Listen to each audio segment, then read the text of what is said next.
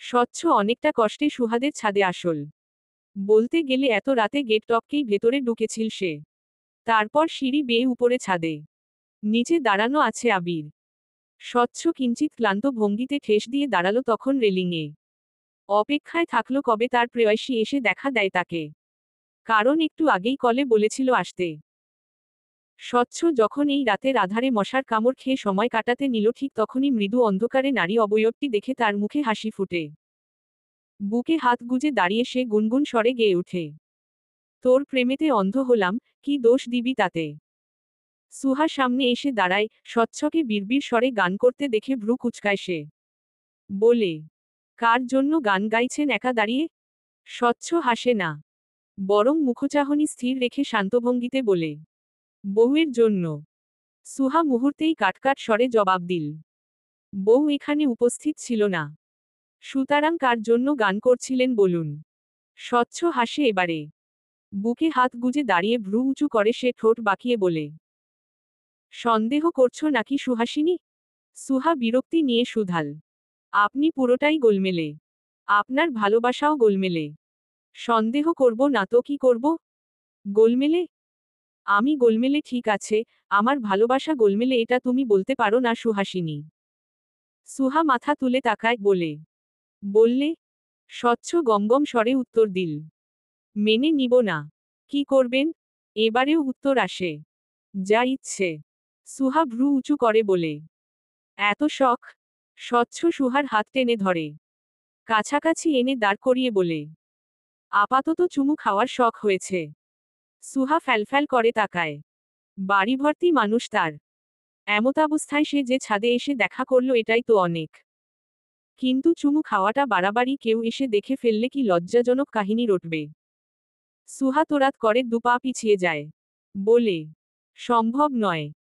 দেখতে চেয়েছেন, দেখা হয়েছে, এবার সোজা সোজা বাড়ি চলে যান। স্বচ্ছ এবার নিজেই এগোলো। সুহার সামনে দাঁড়িয়ে কয়েক ইঞ্চি দূরত্ব বজায় রাখল। তারপর দুই হাতে মুখটা আগলে নিয়ে বলে, আমি অত সরল নই যে তোমার কথা মেনে নিব সুহাসিনী। দাদাজান দেখলে কথা শোনাবে। স্বচ্ছ দাঁতে দাঁত চাপে এবারে। বলে, ওই বুড়োর কথায় কি বউকে ভালো না বেসে থাকবো নাকি? আশ্চর্য। কথাটা বলেই ঠোঁট ছোঁয়াল সুহার কপালে। বিয়েবাড়ির ঝলমলে আলোর ছায়ায় কোথাও কোন আবছায় এক পুরুষ মুগ্ধতা নিয়ে তাকিয়ে থাকলো তারই প্রিয়তমা নারীটির দিকে। ভালোবাসার স্পর্শ দিল কপালে, নাকে, গালে এবং সর্বশেষ ঠোঁটে। ছুটি রাত ৩টা অবধি জেগেছিল। ভেবেছিল আবির আসবে। যাওয়ার সময় একটা নতুন লাল টকটকে শাড়ি দেওয়া হয়েছিল তাকে। বলা হয়েছিল এটা পরতে। অথচ সেই শাড়িটা ছুটি কতটা যত্ন নিয়েই না পরল। সময় দিয়ে চোখে কাজল, কানে গোলাপ গুজল। অতঃপর এতটা সময় যাবৎ প্রিয় পুরুষের জন্য অপেক্ষা করার পরই তার মনে বিশাল অভিমান জমল। বুকের গহীনে ফের অবহেলার বিষাদ ব্যথায় চিনচিন করল। চোখ টলমল করে। এই যে তার আবির ভাই যাওয়ার সময় এই ভালোবাসাটা দেখিয়ে গেল। যদি এতটাই ভালোবাসত মেয়েটাকে এতক্ষণ অপেক্ষা করাত না নিশ্চয়। ছুটি অবশেষে টলমলে আখিতে অশ্রু ছেড়ে দেয়। দীর্ঘশ্বাস ফেলে ঘুমিয়ে পড়ে আরও কিছুটা সময় পর। অন্যদিকে আবির স্বচ্ছর সাথে অতদূর গিয়ে ফের এই শহরে ফিরতে ফিরতে তাদের অনেকটা দেরি হলো, বারবার ঘড়ি চেক করছিল সে। সময় দেখছিল। নিশ্চয় ছুটি ঘুমিয়ে গিয়েছে। মন খারাপ করেছে কি ও? আবার অবহেলা করছে ভাবছে না তো মেয়েটা? আবির ছোটশ্বাস টানে। বন্ধুর হলুদ অনুষ্ঠানে নেচে গিয়ে এতদূর জার্নি করে ক্লান্ত শরীরে সে যখন বাসায় ফিরল তখন রাত বেশ প্রায় 3:30। বেচারা আবির পা টিপে টিপে যখন রুমে ঢুকল তখনই সর্বপ্রথম চোখে পড়ল ঘুমন্ত ছুটির দিকে। লাল শাড়িতে এলোমেলো হওয়া ঘুমন্ত এক রমণী। যে রমণীটি এখন তার সব সুখের একমাত্র কারণ। হৃদস্পন্দের মালিক। আবির হাসে মেয়েটির দিকে তাকিয়ে। যাওয়ার সময় যা বলে গিয়েছিল তা পালন করতে না পারায় ফের দ্বিধায় ভূগোল। অভিমান করেনি মেয়েটা? আবির দীর্ঘশ্বাস টানে। এতদূর থেকে এসেও ফ্রেশ না হয়ে এগোলো ছুটির দিকে। বিছানায় ঘুমন্ত ছুটির দিকে কিছুটা ঝুঁকে কপালে চুমু এঁকে হাসে নিঃশব্দে। পরমুহূর্তেই ঘুমন্ত ছুটির মুখশ্রীটা খেয়াল করে মনোযোগ দিয়ে। চোখের কার্নিশ বেয়ে গালে পানির চিকন ধারা এর শুকনো চাপ। আবির ভ্রু কুচকায় সঙ্গে সঙ্গেই। ছুটি কেঁদেছে? কি কারণে? সে দেরি করল বলে? মুহূর্তেই এক আকাশ সমান অনুশোচনায় দগ্ধ হয় আবিরের হৃদয়। নিজের উপর রাগ জন্মে বিশাল পরিসরে। অতঃপর কপাল কুঁচকে নিয়ে কিছুটা সময় সে থম মেরাই বসে থাকে। শরীর ক্লান্ত, ঘুম প্রয়োজন। এদিকে যে মেয়েটাকে কষ্ট দিয়ে ফেলেছে সে মেয়েটা ঘুমে। ফের আবারও কিভাবে অভিমান মানাবে তাই নিয়েই ভাবল আবির। অতঃপর ক্লান্ত শরীরে ওভাবেই ঘামে ভেজা পাঞ্জাবিটা নিয়ে কোনোরকম চেঞ্জ না করেই বউকে জড়িয়ে নিয়ে চোখ বুজল সে। স্নিগ্ধ মুখশ্রীটায় আবারও কিক্ষণ চেয়ে থেকে কপালে চুমু দিয়ে ফিসফিস স্বরে শুধায়, তুই আমার আস্ত এক সুখের ভাণ্ডার ছুটি। তুই আমার কত শত অনুভূতির মালিক, তুই তা অনুমানও করতে পারবি না বোকা পাখি। এইটুকু একটা মেয়ে হয়ে কি করে আমায় এমন অনুভূতিতে বাঁধলি বলতো? যদিও ছুটির থেকে উত্তর এল না। কারণ ছুটি তো তখন ঘুমে ডুবে গিয়েছে। আবির হাসে। একদম আদুরে বাচ্চার নাই ছুটিকে আগলে নিল নিজের বুকের মধ্যে খানে। যেন সদ্য জন্মানো এক ছোট বাচ্চা মেয়েকে সে কোলে তুলেছে। আগলে নিয়েছে উষ্ণ আবেশে। স্বচ্ছ আর সুহার বিয়েতে যাওয়ার জন্যই তৈরি হলো ছুটি। নিজের অভিমানের কথা এইটুকু প্রকাশ করা হয়নি তার আবির ভাইয়ের কাছে। ছুটি ছোটশ্বাস ফেলে নিজেকে গোলাপি রঙের জামদানিতে আষ্টেপৃষ্ঠে নিয়ে গিয়ে দাঁড়ালো আবিরের সামনে। হেসেই বলল, আমরা সুহাদের বাড়িতে না যাব আবির ভাই? নাকি স্বচ্ছ ভাইদের বাড়িতে গিয়ে তারপর বরযাত্রী হিসেবে যাব? আবির এতক্ষণ হাতা গুটাতে গুটাতে ছুটির দিকে আড়চোখে তাকিয়ে পরখ করছিল। অসম্ভব মায়াবী মেয়েটাকে শাড়িতে আরেকটু বেশিই মায়াবী লাগে। চেয়ে থাকতে ইচ্ছে হয় একাধারে। আবির হাসে। হাতা গুটোতে গুটোতে বলে, তুই কোথায় যাবি? ছুটি উচ্ছ্বাস নিয়েই বলে, সুহাদের বাড়িতেই। কারণ ওই তো আমার বান্ধবী। আবির এবারে ঘড়ি লাগাতে লাগাতে উত্তর করে, আর স্বচ্ছ আমার বন্ধু। ছুটি ছোটশ্বাস ফেলে আবির এমনই কাটকাট স্বরে কথার জবাব দিচ্ছে যেন সে সুহাদের বাড়িতে যেতেই হবে এমন বায়না ধরেছে। সে তো কেবল বলেছে মাত্র, সুধাল, আপনি যদি ওখানে নিয়ে যেতে চান সমস্যা নেই। এমনিতেও গন্তব্য তো সুহাদের বাড়ি। আপনি যেখানে নিয়ে যাবেন প্রথমে ওখানেই যাব। আবির ভ্রু বাঁকায়। বলে, স্যাক্রিফাইস করছিস নাকি? ছুটি হেসে বলে, আপনাকে ভালোবাসি যেহেতু আপনার জন্য স্যাক্রিফাইস করাটা তো উচিত আমার। আবির মুখ কঠিন করেই তাকায়। এমন নয় যে সে রেগে আছে। তবে কাটকাট স্বরে কথা বলছে ছুটি তাকে তার অভিমানটুকু প্রকাশ করছে না বলেই। এই যে মনে মনে অভিযোগ পুষে উপর দিয়ে ছুটি স্বাভাবিকতা দেখায় এটা আবিরের কাছে ছুটির একটা খারাপ গুণ বলেই মনে হলো। হতেই তো পারে সে নিজের অজান্তেই কোন ভুল করল, আর ছুটি সে কষ্ট আজীবন মনের মধ্যে চেপে রাখবে আর কষ্ট পাবে। যেমনটা আগেও হয়েছিল। জেদ ধরে অন্য এক ছেলেকে বিয়ে পর্যন্ত করে নিচ্ছিল এই মেয়ে। এটা কেমন অভ্যাস? এমনিতে তো বাকি সব নেচে নেচে প্রকাশ করে ফেলে, শুধু অভিযোগগুলোই জানায় না। আবির ছোটশ্বাস টানে। বলে, কথায় কথায় ভালোবাসি বলে কি বুঝাস? আমার থেকে তুই বেশি ভালোবাসিস? ছুটি হেসে উত্তর করে, আপনি তো কোনকালে ভালোবাসি বলেনন না আবির ভাই। প্রথমবার যে মেসেজে বলেছিলেন তাও আপনি নয়, আপনার বন্ধু সাদাফ ভাই লিখেছিল। আবির এবারে ছুটির দুই বাহু ধরে নিজের দিকে ঘুরায়। শান্তস্বরে বলে, কেবল ভালোবাসি বললেই ভালোবাসা হয়? ছুটি শুধায়, আপনি রেগে যাচ্ছেন কেন? আবির এই পর্যায়ে দাঁতের দাঁত চিবিয়ে বলে, কারণ আমি খারাপ। তোকে অবহেলা করি। আমার জন্য তোকে কান্না করতে হয় প্রতিবার। ছুটি ফ্যালফ্যাল করে তাকায়। কালকের কথা বুঝাল নাকি? ছুটি বলে, তো এখন কি দূরে সরে যাবেন খারাপ বলে? নাকি আমায় দূরে সরিয়ে দিবেন? আবির মুহূর্তেই দৃঢ় স্বরে জানালো, কখনোই না। মরে গেলেও তোকে দূরে সরতে দিব না। ছুটি হাসে। বলে, আপনি বড্ড অস্পষ্ট আবির ভাই। উত্তর আসে, তুই বড়ই স্পষ্ট আমার কাছে। আমার ধারণা আমি তোর সবটুকুই চোখ বন্ধ রেখেই জানি। স্বচ্ছ আর সুহার বিয়ের অনুষ্ঠানটা সম্পন্ন হয়েছে দুপুরেই। এখন রাত। অতঃপর স্বচ্ছর রুমে ফুলে ফুলে সজ্জিত খাটটায় সুহা নিশ্চুপ হয়ে বসে আছে এক সদ্য বিবাহিত রমণী হিসেবে। যার পরনে লাল শাড়ি, ভারী বিয়ের সাজ। সুহা এত সাজ তুলে নিবে কি নিবে না তা নিয়ে দ্বন্দ্বে ভুগতেই রুমে এল স্বচ্ছ। দরজা লাগিয়ে সুহার সামনে এসেই প্রথমে হাসে সে।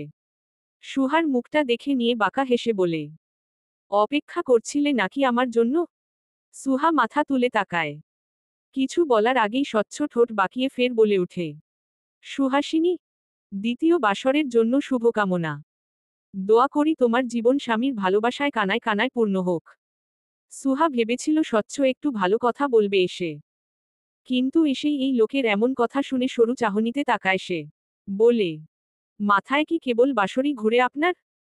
স্বচ্ছ খাটের এক কিনারায় বসে দাঁত কেলিয়ে বলে, আজ বাসর, অবশ্যই মাথায় কেবল বাসর আর তুমিই ঘুরবে তাই না? স্বাভাবিয়া বিষয় এটা। সুহা মুহূর্তেই বিড়বিড় করে বলে উঠে, অস্বচ্ছ। স্বচ্ছ ফের হাসে দাঁত কেলিয়ে, ঠোঁট বাঁকিয়ে বলে, জি, তোমারই তো অস্বচ্ছ সাহেব, তাই না? সুহা সরু চাহনিতে চেয়ে বলে, হাসবেন না দাঁত কেলিয়ে? ভারী সাজে বসে আছি এতক্ষণ যাবত আমি। স্বচ্ছ এবারে হাসি হাসি মুখটা স্থির করে শান্ত চাহনিতে তাকায়। হেসে বলে, ওকে, হাসলাম না। চেঞ্জ করে আসুন জনাবা। অপেক্ষায় থাকলাম। সুহা ছোটশ্বাস ফেলে আয়নার সামনে বসে নিজের এক এক করে পরা গহনা খুলতে খুলতে তাকায় স্বচ্ছর দিকে। মানুষটার নজরও তার দিকেই নিবন্ধ। চোখে চোখ পড়তেই স্বচ্ছ চোখে হাসে। এগিয়ে এসে সুহার কানের দুলে হাত রেখে খুলে দিতে দিতে বলে, সুহাসিনী, অতঃপর বহু অপেক্ষার তোমাকে আমি বিয়ে বিয়ে অনুভূতি নিয়ে বউ হিসেবে পেলাম। আমার বোধ হয় খুশি খুশি অনুভব হচ্ছে। বোধ হয় না, বোধ হয় সত্যি সত্যি খুশি খুশি অনুভব করছি। সুহা হেসে ফেলে বলে, বউ হিসেবে অনেক আগেই তো পেয়েছিলেন, কিন্তু তখন আপনার অনুভূতি ছিল না। স্বচ্ছ মুখ গোল করে উত্তর করে, তারপর একটা মেয়ে আমার হৃদয়ের সমস্তটাতেই তার নামের অনুভূতি দিয়ে ভরিয়ে দিল। সুহা হাসে। অতঃপর গহনা খুলে একটা সুতির শাড়ি নিয়ে নিয়ে পা বাড়াল ওয়াশরুমের দিকে। তারপর অনেকটা সময় নিয়ে সাজ ধুয়ে গোসল করল। সুতি শাড়িটা ওয়াশরুমে অনেক কষ্ট করেই পরল সে, যার দরুন নিচের দিকটা ভিজেও গেল একটু।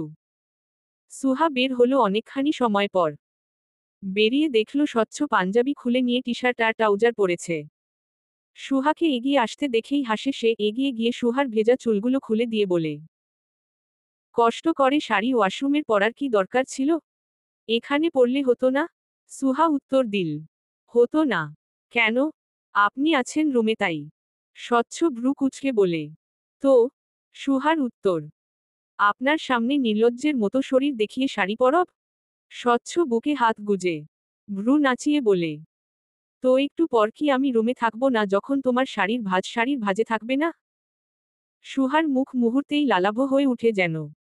উত্তর না দিতে পারায় স্বচ্ছ আবারও হেসে বলে, একদিন আগেও তোমাকে নিজের সাথে আষ্টেপৃষ্ঠে নিয়ে এই রুমে ছিলাম, কিন্তু ভুলে গেলে সম্ভবত।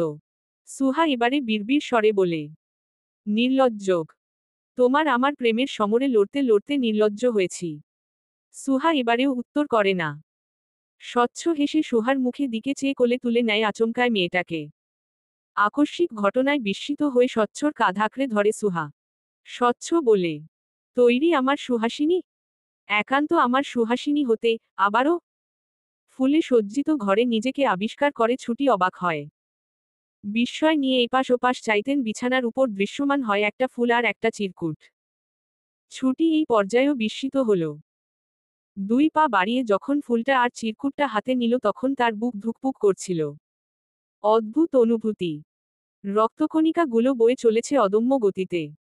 অসহ্য অনুভূতি। ছুটি শুকনো ঢোক গিলে কাপা হাতে চিরকুটটা মেলে ধরতেই চোখে পড়ে, বোকা পাখি, আমি বড্ড অপেক্ষা করাই তাই না? বড্ড অভিযোগ তোর। এই যে আমার অপেক্ষায় থেকে গোপনে অভিযোগ পুষে কান্না করে ঘুমিয়ে গেলি।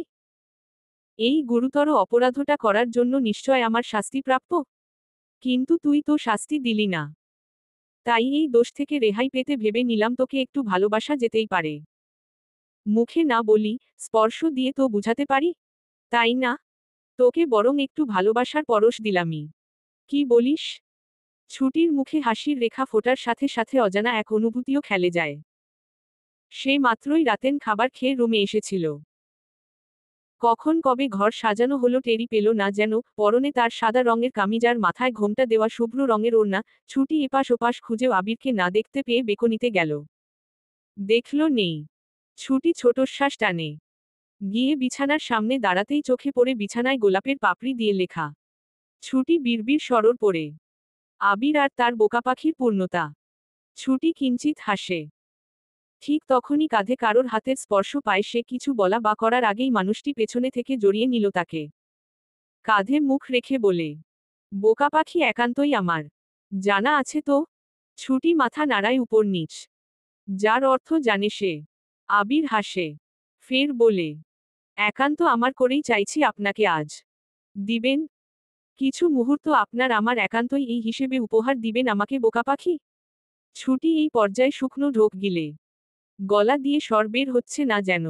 আবির হাসে, ছুটিকে নিজের দিকে ফিরিয়ে কপালে কপাল ঠেকাল। দুই হাত ছুটির কোমরে রেখে চোখে চোখে হেসে বলে উঠে, যদি চাস তো তোকে কিছু ভালোবাসা দিতে পারি কাছে টেনে। ভালোবাসা নিবি? ছুটি বোধ হয় রুমের চেহারা দেখেই আগাম বার্তা টের পেয়েছিল। এখন কথাটা শুনে আরো বুকের ভেতর হৃদস্পন্দর বেড়ে গেল। কাপা গলায় বলল, হু। আবির মুখ ফুলিয়ে শ্বাস টানে। বলে, সোজা কথা, তুই আমার স্ত্রী। তোকে কেবল একটা মেয়ে হিসেবে নয় বরং স্ত্রী হিসেবে চাইছি এই মুহূর্তে। বুঝতে পারছিস? ছুটি বুঝল ঠিকই, তবে না বুঝারই ভান্তরে তাকিয়ে থাকলো ফ্যালফ্যাল করে। আবির দীর্ঘশ্বাস ছেড়ে কপাল চাপড়ায়। বলে, বোকা মেয়ে বিয়ে করলে এই একটা জ্বালা। কিছু বুঝে না। ছুটি এবারে মিনমিনে স্বরে বলে, বুঝতে পেরেছি আবির ভাই। আবির এবারে রেগে তাকালো। ছুটির দিকে চেয়ে বলল, একটা ভালো মুড নিয়ে এসেছি ছুটির বাচ্চা ছুটি। ভাই বলে মুডটা নষ্ট করবি না প্লিজ। নরম কণ্ঠে উত্তর এল। আচ্ছা। ছুটির সহজ সরল উত্তর আবিরের পছন্দ হলো না। বলল, আমি কি চলে যাব? তুই কি প্রস্তুত নোস? ছুটির হাত পা কাঁপছে বোধ হয় তখন। কাপা কণ্ঠে বলে, আমার বোধ হয় শরীর কাঁপছে। আবির স্থির দৃষ্টিতে চেয়ে বলে, শুধু এইটাই তো সমস্যা? হ্যাঁ। আবির শান্ত গলায় বলে, তাহলে রেস্ট নে, ঠিক হয়ে যাবে। আমি বেকনিতে আছি ততক্ষণ। আচ্ছা। ছুটি ভাবল আবিরের মাথার ভূত নেমে গেছে। অথচ এবারে আবির অনেকটা দৃঢ় গলাতেই বলল, বেলকনি থেকে রুমে আসার পর আর কোন অজুহাত দিতে পারবি না। Mind it. কথাটা বলেই বেকনিতে গেল। স্থির বসে থাকলো অনেকটাক্ষণ। ছুটি যে কেবল একাই নার্ভাস এমন নয়, আবির নিজেও ভেতরে ভেতরে নার্ভাস। প্রথমবার সে ছুটিকে স্পর্শ করার কথা ভাবছে। বলতে গেলে এই প্রথমই কোন মেয়েকে স্পর্শ করার কথা ভেবেছে, তাও স্ত্রী হিসেবে। আবির কিক্ষণ স্থির থেকেই নিজেকে শান্ত করে। ফের রুমে এসে ছুটিকে চোখ বুজে থাকতে দেখে গমগমে স্বরে বলে, তোকে রেস্ট নিতে বলেছি। বেয়াক্কেলের মতো ঘুমোতে বলিনি আমি। ছুটি মুহূর্তেই চোখ মেলে তাকায়। বলে, আবির ভাই, আপনি জামিন করছেন তা? আবির ঝুঁকে ছুটির মুখের উপর পুরোটা বলতে না দিয়ে বলে, তাতে তুই একমত তাই তো? ছুটি এবারে উত্তর করতে পারে। কিছুটা ভয় চোখে খেলর। আবির তা দেখে বিরক্ত গলায় বলে, এতকাল ভালোবেসেছিস, এখন কাছে আসাতে এমন করছিস যেন আমি তোকে মেরে ফেলবো ছুটি। ওকে ফাইন, ঘুমা। আমি তোকে কখনোই জোর করব না এই বিষয়ে। কথাটা বলেই যখন উঠে যেতে নিবে ঠিক তখনই ছুটি কাপা স্বরে বলে উঠে, আমি পারবো সহ্য করতে। আবির নাকচ করে বলল, তুই প্রস্তুত নোস? সময় হলে তোকে অবশ্যই স্ত্রী হিসেবে কাছে টানব, এখন ঘুমা বোকা পাখি। ছুটি আবিরের হাত ধরে যাতে আবির চলে না যায়। ভাবল মানুষটা কষ্ট পেয়েছে তার কাণ্ডে। বলে, আপনার বোকা পাখি পারবে সামলাতে। আবির এবারে হাসে কিঞ্চিত। বৃদ্ধাঙ্গুলি দিয়ে ছুটির ঠোঁটে বুলিয়ে নিয়ে বাঁকা হেসে বলে, শিওর? সামলাতে পারবি আমায়? পরে আফসোস করবি না তো এটা বলার জন্য? ছুটি চোখ বুঝে বলে, যাকে ভালোবাসি তার হতে আমার কোন আফসোস নেই আবির ভাই। ভবিষ্যতেও হবে না। আবির দূরত্ব কমাতে এগোয়। তার বোকা পাখিকে কাছে টেনে নিয়ে ফিসফিস স্বরে বলে, ভাই শব্দটা আজকের পর যাতে আর না শুনি ওকে। মনে রাখবি কথাটা সব সময়। সমাপ্ত। পরবর্তী পর্ব পেতে চ্যানেলটি সাবস্ক্রাইব করুন।